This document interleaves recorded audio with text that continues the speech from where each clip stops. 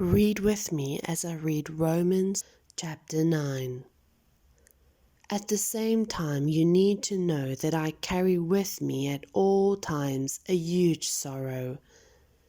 It's an enormous pain deep within me, and I'm never free of it. I'm not exaggerating. Christ and the Holy Spirit are my witnesses. It's the Israelites. If there were any way I could be cursed by the Messiah so they could be blessed by him, I'd do it in a minute. They my family. I grew up with them. They had everything going for them. Family, glory, covenants, revelation, worship, promises, to say nothing of being the race that produced the Messiah, the Christ, who is God over everything always. Don't suppose for a moment, though, that God's word has malfunctioned in some way or another. The problem goes back a long way. From the outset, not all Israelites of the flesh were Israelites of the Spirit. It wasn't Abraham's sperm that gave identity here, but God's promise. Remember how he was put.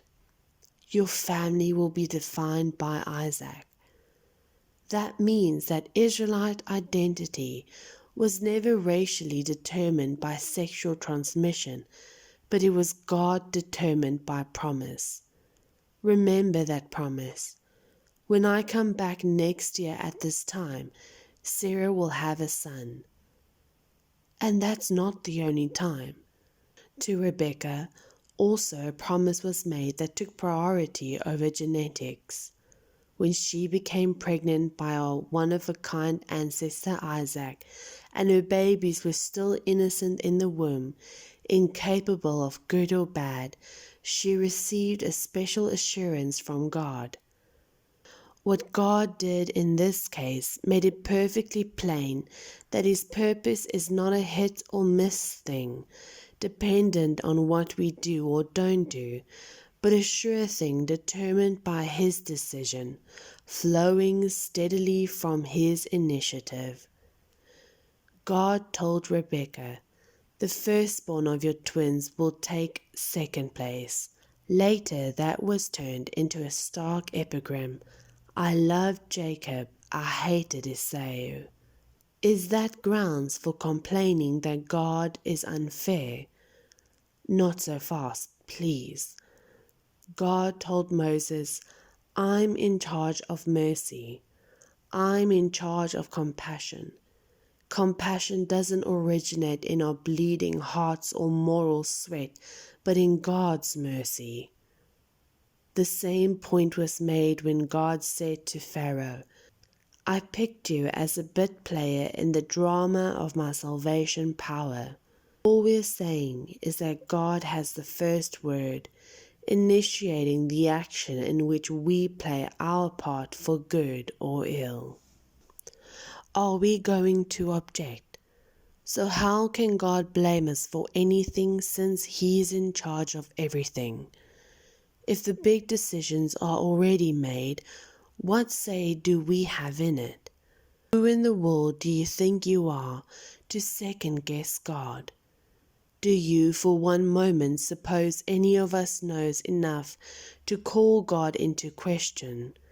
Clay doesn't talk back to the fingers that mold it, saying, why did you shape me like this? Isn't it obvious that a potter had a perfect right to shape one lump of clay into a vase for holding flowers and another into a pot for cooking beans?